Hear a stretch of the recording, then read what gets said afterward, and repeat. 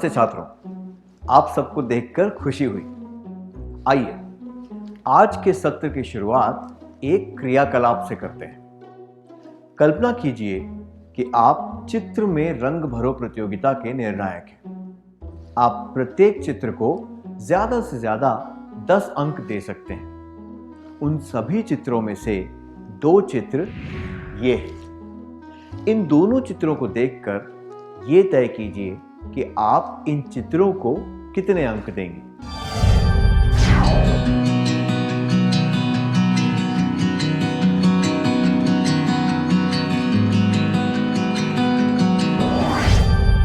आपने जो मूल्यांकन किया उसके लिए धन्यवाद। आप सभी को लगा कि चित्र ब की जगह चित्र अ को ज्यादा अंक मिलने चाहिए। क्या हम एक सूची बनाएं कि चित्र ब को ज्यादा अंक क्यों नहीं मिलने चाहिए? चित्र ब को ज्यादा अंक नहीं मिले क्योंकि छात्र ने चित्र में पूरी तरह रंग नहीं भरा था। रंग फैल गया था और दिखने में अच्छा नहीं लग रहा था। जिन हिस्सों में रंग भरा गया था उनमें रंग भरने का तरीका सही नहीं था। रंग चित्र से बाहर निकल गया था और रंगों का चुनाव भी सही नहीं था। या फिर जिन रंगों को चुना गया था वे एक दूसरे से मेल नहीं खा रहे थे। दूसरे शब्दों में कहें तो जिस छात्र ने चित्र अ में रंग भरा था उसने संपूर्णता से काम किया था, जबकि दूसरे छात्र ने ऐसा नहीं किया था। अब इस परिस्थिति पर ध्यान दीजिए। तारा के घर पर 12 मेहमान आए थे। जब उसने मेहमानों से पूछा कि वे क्या पीना चाहेंगे, तो कुछ लोगों को दूध पीना था, कुछ लोगों को चाय और कुछ लोगों को कॉफी चाहिए थी। तारा बड़े उत्साह के साथ रसोई में ये चीजें बनाने गई। जब वो रसोई से बाहर आई तब दूध के गिलास कम पड़ गए और कॉफी ज्यादा बन गई। उसने सारा दूध इस्तेमाल कर लिया था। इस बात पर वो बड़ी शर्मिंदा हुई और उसने सबसे माफी मांगी। तारा इस शर्मिंदगी से कैसे बच सकती थी? उसे सबसे पहले क्या करना चाहिए था? क्या आप जोड़े बनाकर इस बारे में चर्चा कर सकते हैं और अपने सुझाव बता सकते हैं?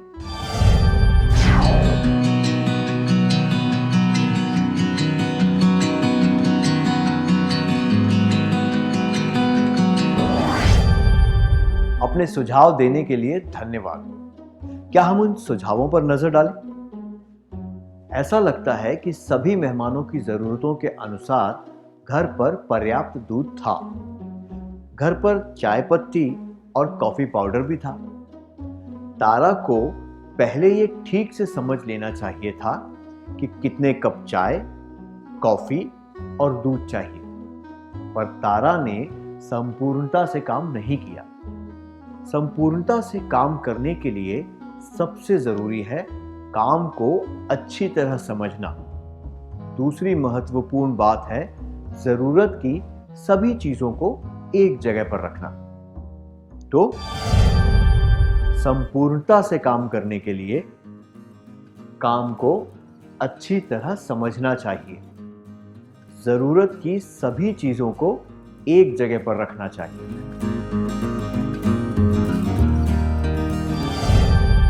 क्या आपके साथ कभी ऐसा हुआ है जब आप काम को ठीक से ना समझ पाने की वजह से संपूर्णता से काम नहीं कर पाए?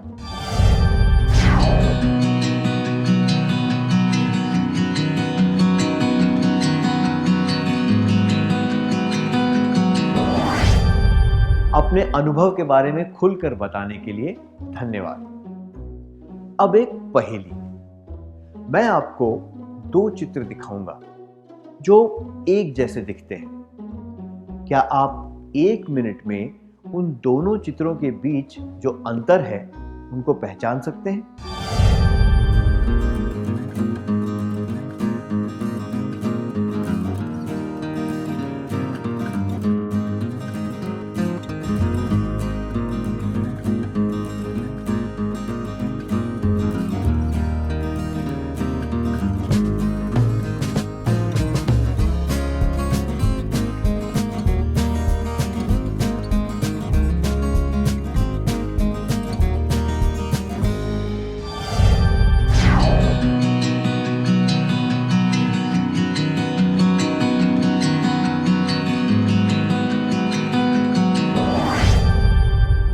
क्या आपने फर्क पहचान लिए? कितनी चीजें अलग थी? सही कहा, उनमें 9 फर्क थे। बहुत बढ़िया। आप ये कर सके क्योंकि आपने बहुत अच्छी तरह ध्यान दिया और काम को विस्तार से देखा। काम पर ध्यान देना और छोटी छोटी चीजों को विस्तार से देखना, ये भी संपूर्णता का एक पहलू है।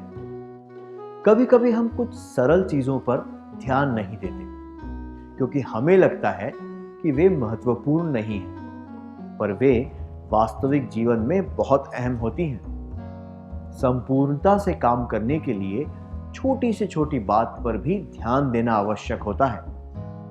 तो संपूर्णता से काम करने के लिए काम को अच्छी तरह समझना चाहिए। जरूरत की सभी चीजों को एक जगह पर रखना चाहिए। छोटी छोटी चीजों को भी विस्तार से देखना चाहिए।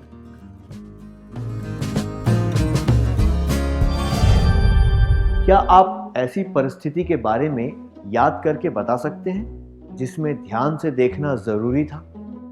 आपने वो कैसे किया उसके बारे में बताएं और फिर आपकी प्रशंसा किस तरह हुई।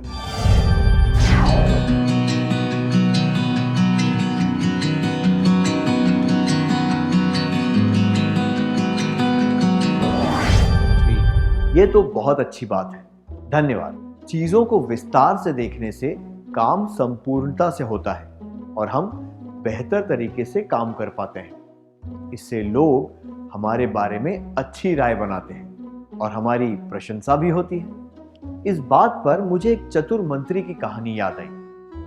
राजा के दरबार में वो मंत्री सबसे महत्वपूर्ण था। एक दरबारी को उससे ईर्ष्या थी और वो जानना चाहता था कि उस मंत्री को इतना महत्व क्यों दिया जाता है। जब उसने ये बात राजा से कही तो राजा ने उसे एक झरोखे में बुलाया और नीचे खड़े कुछ लोगों के समूह की ओर इशारा किया। वे लोग किसी यात्रा पर जाने वाले थे। राजा ने दरबारी से पता लगाने को कहा कि वे लोग कौन हैं। राजा को खुश करने के लिए वो दरबारी फटाफट नीचे गया और उसने उन लोगों से पूछताछ की और राजा को उनके बारे में बताया। फिर राजा ने पूछा कि वे लोग कहां जा रहे हैं। दरबारी के पास इसका जवाब नहीं था, इसलिए वो फिर से दौड़कर यात्रियों के पास गया। जब दरबारी ये जानकारी लेकर आया तब राजा ने उस मंत्री को बुलाया और उन्हीं यात्रियों की ओर इशारा करके ये पता लगाने को कहा कि वे लोग कौन हैं। वो मंत्री तुरंत बाहर गया और विस्तृत जानकारी लेकर आया कि वे 20 यात्री हैं और 50 मील दूर एक धार्मिक स्थल की यात्रा करने जा रहे हैं। उनके पास 5 बैलगाड़ियां हैं और वे करीब 10 दिनों में यात्रा करके लौट आएंगे। राजा ने मंत्री को धन्यवाद दिया और उसे जाने को कहा। फिर उन्होंने मुस्कुराकर दरबारी की ओर देखा और पूछा, क्या अब तुम समझ गए वो मंत्री बनने का हकदार क्यों है? ये कहानी हमें क्या बताती है? बिल्कुल सही, मंत्री को राजा के दरबार में वो पद मिला क्योंकि वो संपूर्णता से काम करता था। संपूर्ण व्यक्ति काम के सभी पहलुओं पर ध्यान देता है, वो केवल एक ही पहलू के बारे में नहीं सोचता। तो संपूर्णता से काम करने के लिए काम को अच्छी तरह समझना चाहिए। जरूरत की सभी चीजों को एक जगह पर रखना चाहिए। छोटी छोटी चीजों को भी विस्तार से देखना चाहिए। काम के सभी पहलुओं पर ध्यान देना चाहिए।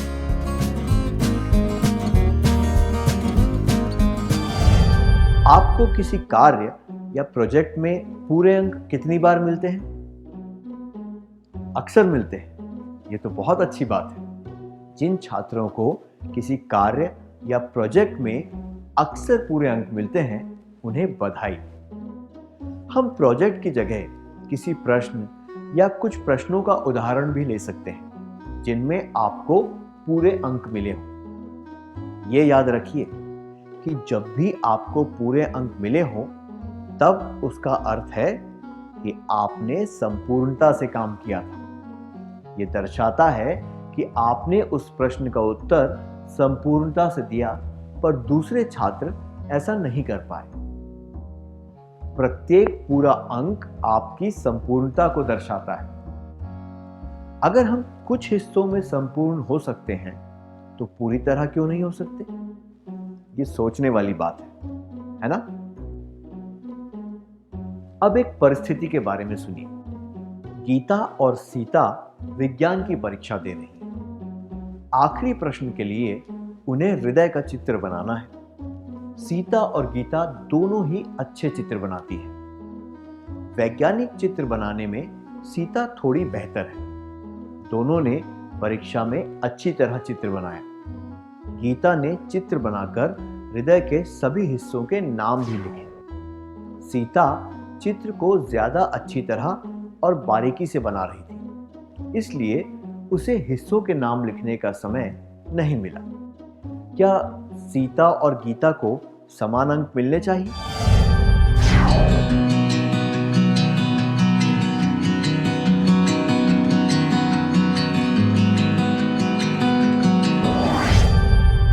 सही कहा। गीता ने उस प्रश्न का पूरा और सही उत्तर दिया था। दुर्भाग्यवश सीता ने चित्र तो बहुत अच्छी तरह बनाया, पर पूरे नाम नहीं लिख पाई, इसलिए उसे पूरे अंक नहीं मिलेंगे। दिए गए समय में वो काम को पूरा नहीं कर पाई। दूसरे शब्दों में कहा जा सकता है कि सीता का काम संपूर्ण नहीं था।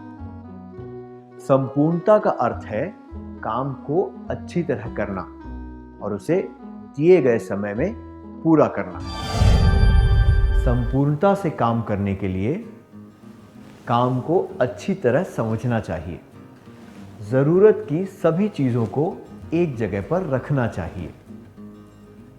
छोटी छोटी चीजों को भी विस्तार से देखना चाहिए। काम के सभी पहलुओं पर ध्यान देना चाहिए।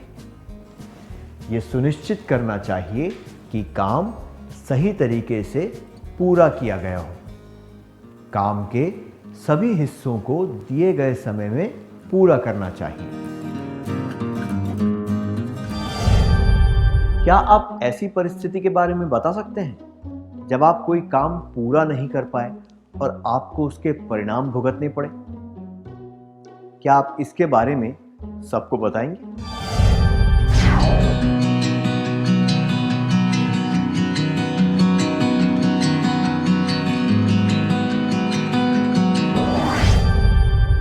अपने अनुभव खुलकर बताने के लिए धन्यवाद। जीवन में कभी कभी ऐसा होता है कि कोई काम पूरा न कर पाने की वजह से हमें पछताना पड़ता है। कुछ काम सरल और अनावश्यक होते हैं और कुछ काम महत्वपूर्ण होते हैं। ये कहावत तो आपने सुनी ही होगी, अब पछताए होत क्या जब चिड़िया चुग गई खेत। जो मौका चला गया उसके बारे में अफसोस मनाने से कोई फायदा नहीं। इसलिए जब भी आपको कोई मौका दिया जाए तो उसका सही उपयोग करना चाहिए और काम को पूरा करना चाहिए। अब हम एक और क्रियाकलाप करेंगे। मैं आपको 2 चित्र दिखाऊंगा। इनमें व्यक्ति अ और व्यक्ति ब की मेज दिखाई गई है। दोनों ने अभी अभी अपना गृह कार्य पूरा किया है और अब वे सोने जा रहे हैं। उन दोनों की मेज रोज लगभग ऐसी ही दिखती है। ये देखकर आप व्यक्ति अ और ब के बारे में क्या कह सकते हैं? आपके हिसाब से ये किस तरह के लोग हैं?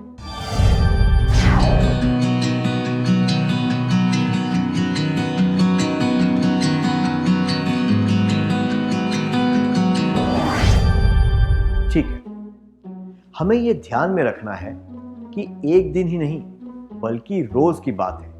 इसलिए हम सभी को लगता है कि व्यक्ति अ अव्यवस्थित है और काम पूरा करने के बाद सफाई करने पर ध्यान नहीं देता, जबकि व्यक्ति ब बहुत व्यवस्थित है और काम खत्म करने के बाद सफाई पर पूरा ध्यान देता है। दूसरे शब्दों में कहें तो व्यक्ति ब संपूर्णता का गुण है। आइए याद रखें, संपूर्णता से काम करने के लिए काम को अच्छी तरह समझना चाहिए। जरूरत की सभी चीजों को एक जगह पर रखना चाहिए। छोटी छोटी चीजों को भी विस्तार से देखना चाहिए। काम के सभी पहलुओं पर ध्यान देना चाहिए। ये सुनिश्चित करना चाहिए कि काम सही तरीके से पूरा किया गया हो। काम के सभी हिस्सों को दिए गए समय में पूरा करना चाहिए। काम खत्म करने के बाद सफाई करनी चाहिए। अब मैं आपको 2 कथन दूंगा और आपको इनके बारे में सोचकर उचित उत्तर देना है। एक तरफ कथन दिए गए हैं और उनके बगल में कुछ शीर्षक। हमेशा, ज्यादातर, कभी कभी और कभी नहीं दिए गए। आप जिस तरह से काम करते हैं उसके अनुसार उचित शीर्षक के नीचे आपको सही का निशान लगाना है। मैं 2 बार जांचता हूं या जांचती हूं कि मेरा काम अच्छी तरह हुआ है या नहीं। 2, अगर काम में कोई गलती हो तो उसे दोबारा करने में मुझे कोई परेशानी नहीं।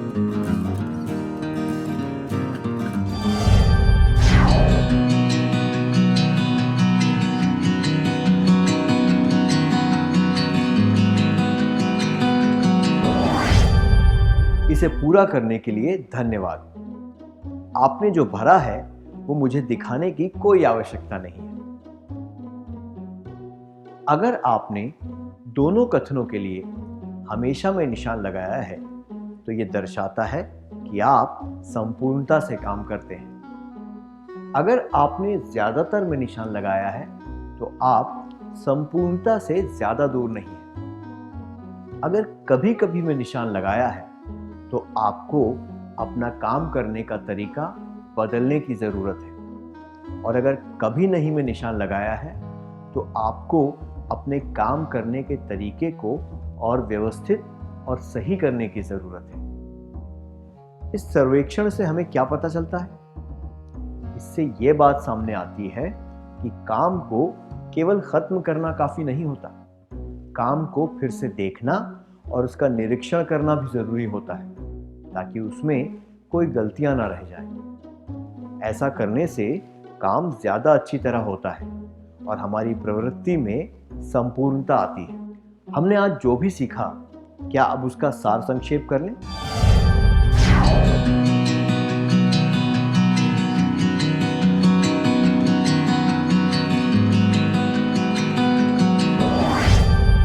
संपूर्णता से काम करने के लिए काम को अच्छी तरह समझना चाहिए।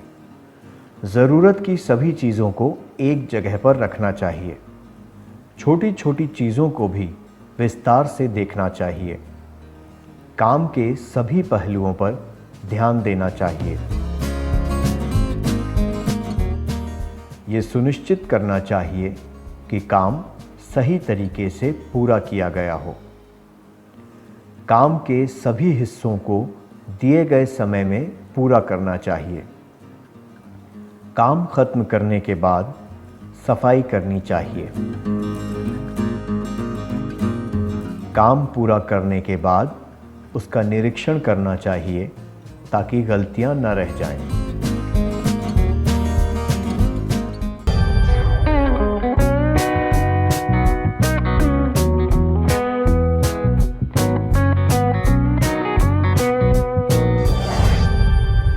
नमस्ते छात्रों, आप सबको देखकर खुशी हो रही है। आइए आज की शुरुआत एक क्रियाकलाप से करते हैं। पिछली बार हमने देखा था कि संपूर्णता का अर्थ क्या होता है। हमें पता है कि संपूर्णता से बहुत मदद मिलती है। क्या हम देखें कि संपूर्णता के सकारात्मक परिणाम क्या होते हैं? आइए हम संपूर्णता के फायदों के बारे में चर्चा करते हैं। क्या आप समूह में चर्चा करके इस बारे में बता सकते हैं?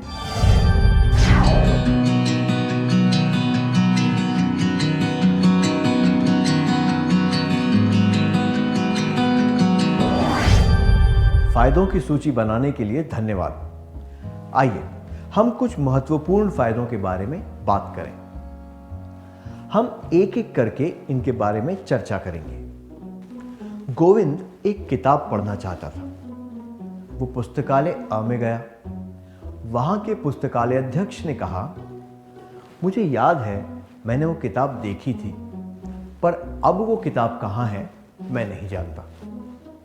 फिर वो पुस्तकालय ब गया और उसने पुस्तकालय अध्यक्ष से किताब के बारे में पूछा। पुस्तकालय अध्यक्ष ने तुरंत उसे बताया कि उसे वो किताब किस अलमारी में मिलेगी। गोविंद को वो किताब उसी जगह पर मिली जो पुस्तकालय अध्यक्ष ने बताई थी। लोग किस पुस्तकालय में जाना पसंद करेंगे? क्यों? 1 पुस्तकालय अ, 2 पुस्तकालय ब।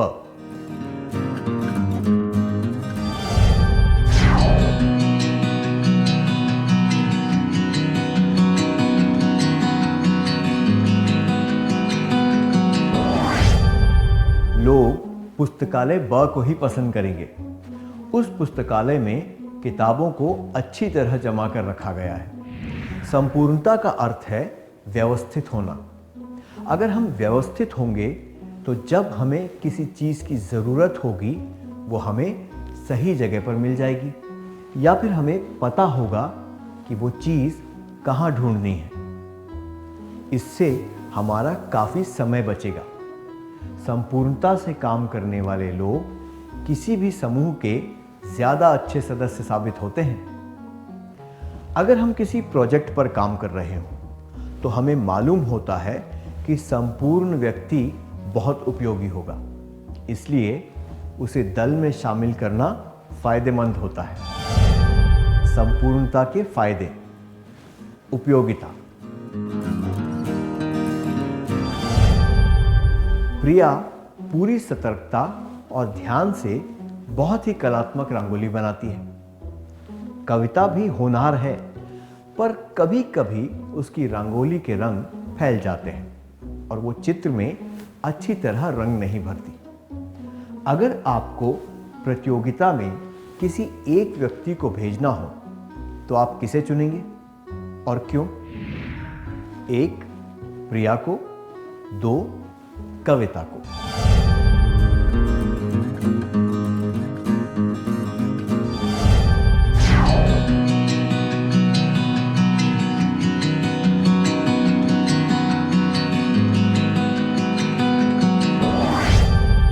इसमें कोई संदेह नहीं कि आप प्रिया को भेजेंगे, क्योंकि वो रंगोली संपूर्णता से बनाती है। जो लोग संपूर्ण होते हैं वे उच्च गुणवत्ता का काम करते हैं। उनकी संपूर्णता की वजह से वे हमेशा अच्छा काम करते हैं और इस वजह से हर कोई उन्हें पसंद करता है। संपूर्णता के फायदे। उपयोगिता। सबकी पसंद बन जाना।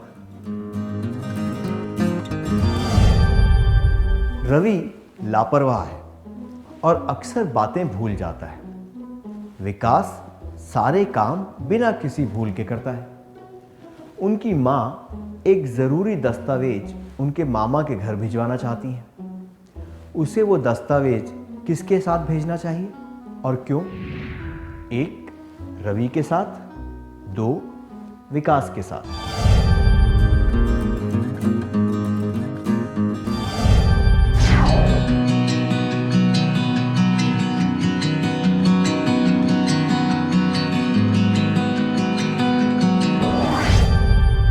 ये तो जाहिर है कि माँ को वो दस्तावेज विकास के साथ भेजना चाहिए, क्योंकि वो बहुत विश्वसनीय है।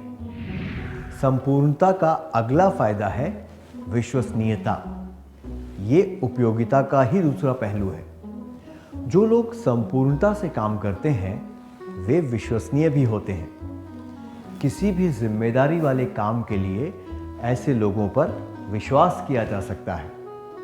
उनकी संपूर्णता की वजह से लोगों को यह विश्वास हो जाता है कि काम ठीक से हो जाएगा। तो संपूर्णता के फायदे। उपयोगिता, सबकी पसंद बन जाना, विश्वसनीयता।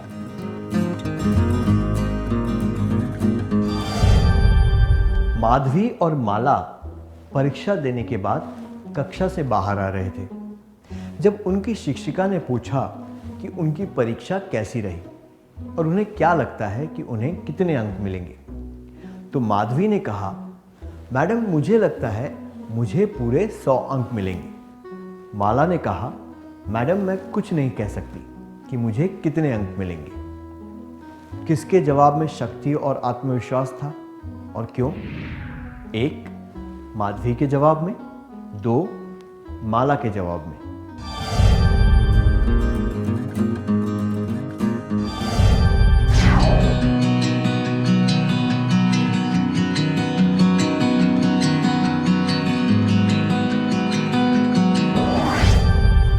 बिल्कुल सही कहा, माधवी के जवाब में। उसने अपनी परीक्षा अच्छी तरह दी थी, इसलिए वो पूरे आत्मविश्वास के साथ जवाब दे सकती थी। संपूर्णता से शक्ति मिलती है और आत्मविश्वास भी बढ़ता है। संपूर्णता के फायदे: उपयोगिता, सबकी पसंद बन जाना, विश्वसनीयता और शक्ति।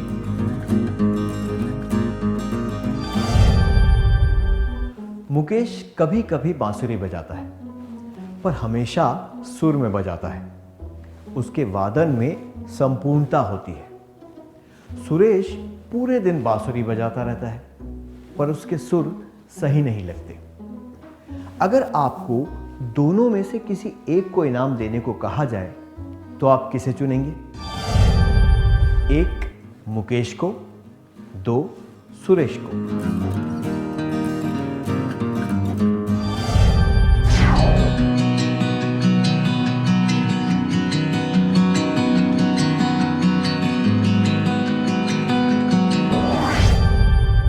आप मुकेश को चुनेंगे क्योंकि वो कभी कभी बजाता है, पर वो सुरीला है।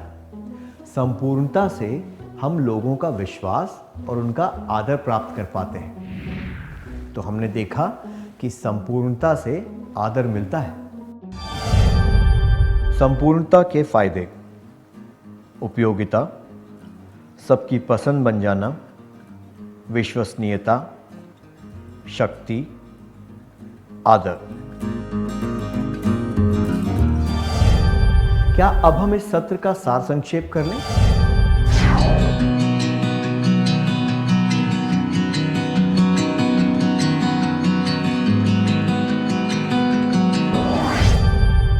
संपूर्णता के फायदे: उपयोगिता, सबकी पसंद बन जाना, विश्वसनीयता,